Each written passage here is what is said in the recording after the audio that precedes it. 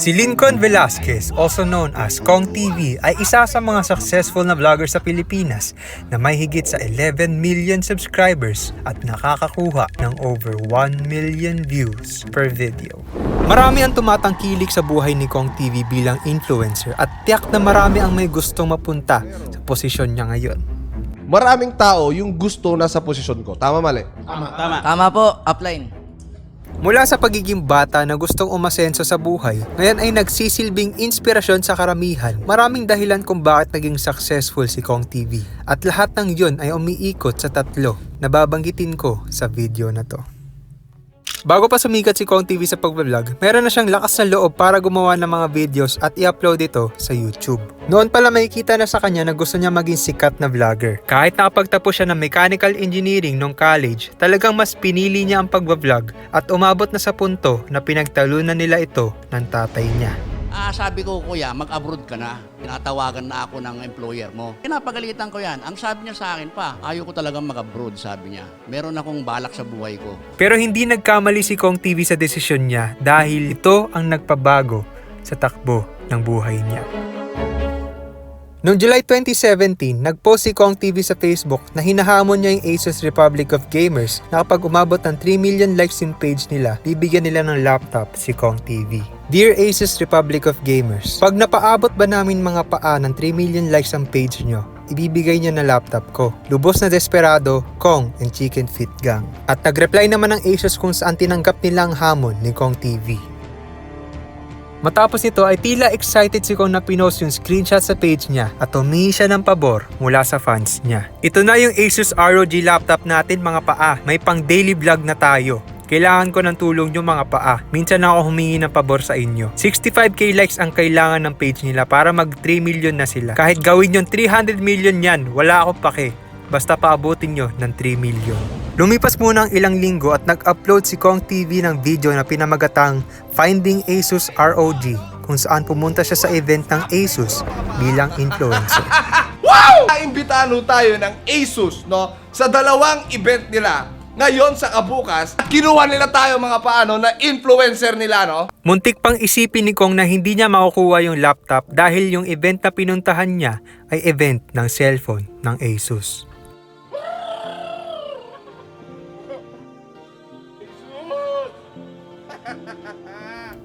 Kinabukasan matapos mauwi sa dismaya, bumalik si Kong sa event ng Asus. Dito makikita na talagang influential si Kong dahil halos dinumog siya ng mga fans sa buong mall. Umabot na sa punto na pati sa CR inabangan si Kong para magpa-picture. Tatandaan mo, huwag ka magpapadistract. Pinadala ng Asus siya para pigilan tayo ng mga laptop.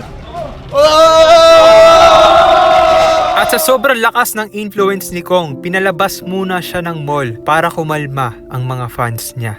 Kinick out na ako dahil sobrang ingay yun. Sobrang ingay yun ng mga paano.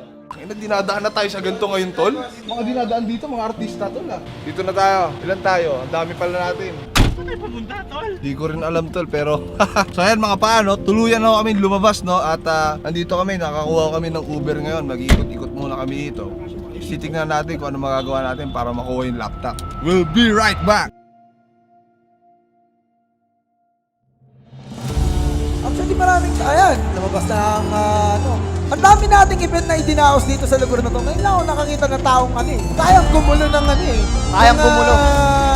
Isang mall Ako gusto ko maintindihan yung enigma ni Kong kaya tatanungin natin siya kung bakit ba ganun? Kung may tanong ako, bakit ganito epekto mo sa mga chicken Sa kabataan, no? Hindi ko rin alam, Ano nangyari? Ano ba? sa inyo lahat, mga panan dito, power. Dito na yung laptop natin! Power! Asus, ayan Power! Power! Pinabalik sila sa event at dito na nakumpirma ang resulta ng hamon niya sa Asus kung saan Alam ko kasi may binulong lang si Asus sa akin na yung laptop mo raw. siya ay nagwagi.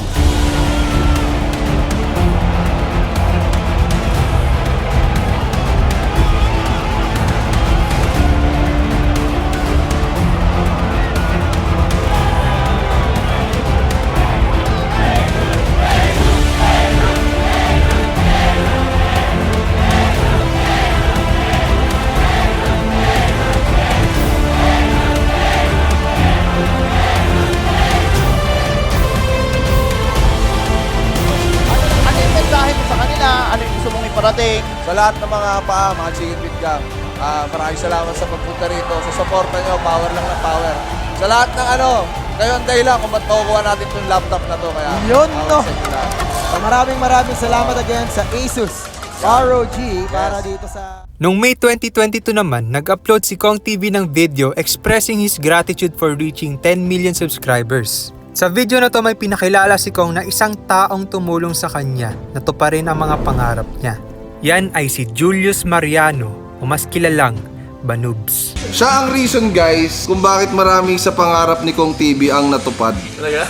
Totoo boss, di ba John? Si Boss Banubs Isang ang araw, naging paano koneksyon ni Kong TV para makilalang iba pang tao na tumulong sa kanya na abutin ang mga pangarap niya. At isa na doon ay si Trike And Gutierrez. it happens na itong tao na to ay walang iba kundi si Trike Gutierrez. Si Trike Gutierrez naman ang nagpatira kay Kong TV sa isang condo unit niya sa Quezon City. At dahil dyan, nagsimula ang Kongdo. Sabi niya, itong tao na to, nagpapatira to ng mga tao. Nagpapatira to ng mga tao dun sa condo nila, sa mga condo. And after that, the rest is history. Nakakatuwa lang. Kasi di ba tayo YouTuber na, sa bahay lang naman tayo. Hindi naman natin alam kung ano talaga yung nagagawa ng bawat videos na ginagawa natin. Pero hindi natin alam, malaki na yung naging impact noon sa mga tao. Ibig sabihin lahat pala nung pinaghihirapan ko kasi hindi naman siya tungkol sa pera guys, hindi lang siya basta tungkol sa pera na alam mo yun, kinikita ng YouTubers, hindi lang siya ganon para sa akin, malalim talaga siya. Malalim talaga tong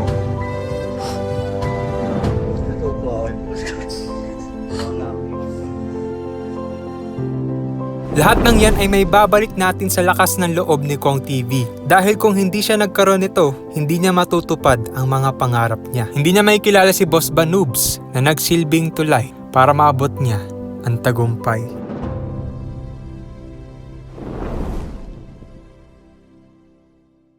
Bukod sa pagkakaroon ng lakas ng loob, naniniwala rin si Kong TV sa isang law na tiyak na malaki ang naitulong sa buhay niya. Yan ay ang Law of Attraction. Noong June 2016, nag-upload si Kong TV ng video na pinamagatang Road Trip kung saan inexplain niya kung paano paganahin ang Law of Attraction. Pero, law of attraction exists. Para siyang law of gravity na pag tumalon ka, babagsak ka. What if lahat ng bagay na gusto mong makuha, posible mong makuha lahat yan sa pamamagitan ng tinatawag na law of attraction. Ayon sa kanya, if you want to change your life, you have to change your mind. Kung gusto mong baguhin ang buhay mo, baguhin mo muna yung takbo ng utak mo. Kasi kung ano yung mga bagay na nangyayari sa iyo ngayon, lahat yan, nagmula sa utak mo lang. Nagmanifest lang yan into reality. Bukod dito, tinuloy niya ang pag-explain at sinabi niya na your thoughts becomes your words becomes your actions, and your actions becomes your reality. Sa madaling salita, Kung ano yung mga bagay na inisip mo, magmamanifest yan into real life, some way, somehow. Kasi, yun yung laging tumatakbo sa isip mo. gaya ng mga taong successful, naging successful na rin si Kong nung araw na nagbago ang mindset niya. Dahil doon nagsimula, naging epektibo ang Law of Attraction para sa kanya. Matapos ng lahat na pinagdaanan ni Kong TV, mula sa pagbuo ng pangarap hanggang sa isa-isa niyang nakakamit ang mga yon, hindi mawawala ang mga taong sumuporta sa kanya. Boy, meron ako namimiss, boy. Alam ko yan. Boy, meron akong kwento! Merong kasabihan sa Africa na if you want to go fast, go alone. But if you want to go far, go together. When you think about Kong TV, naiisip mo na rin ang Team Payaman na nagsilbing support system ni Kong TV. Siya na mismo nagsabi na malaki ang impact ng Team Payaman sa vlogs niya at hindi niya yun kayang i-maintain kung mag-isa lang siya. Mahirap talaga siya and hindi ko siya magagawa kung kailangan ko ma-maintain yung quality ng vlogs ko. At the same time, kailangan ko siyang gawin ng mabilis. And hindi ko siyang kayang gawin ng all the time, mag-isa lang ako. Kaya napakalaking bagay sa akin na nandito kay lahat.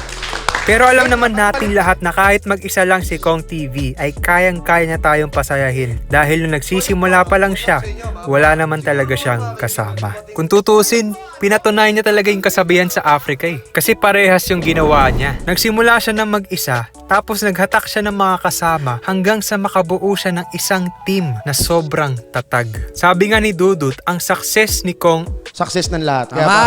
Isang patunay na talagang malakas ang influential power ni Kong TV kasi nagiging karangalan ang pagsuporta sa kanya ng mga tao sa paligid niya. Lalong nagiging successful si Kong kasi marami siyang isinama sa pag-abot niya sa pangarap niya. Kahit sabihin nating naabot niya na ang mga pangarap niya, malayo pa ang mapupuntahan niya dahil sobrang tibay ng binuo niya para sa sarili niya. Kung natatandaan nyo kanina, sabi I ni do not Kong, consider myself successful. Pero maraming tao yung gusto nasa posisyon ko. Tama, mali? Tama po, upline. Pero ako, I'm still looking for something more, something bigger, something na mas kakaiba. sa bagay, ilan ba bang kailangan niya para maabot ang 100 million subscribers?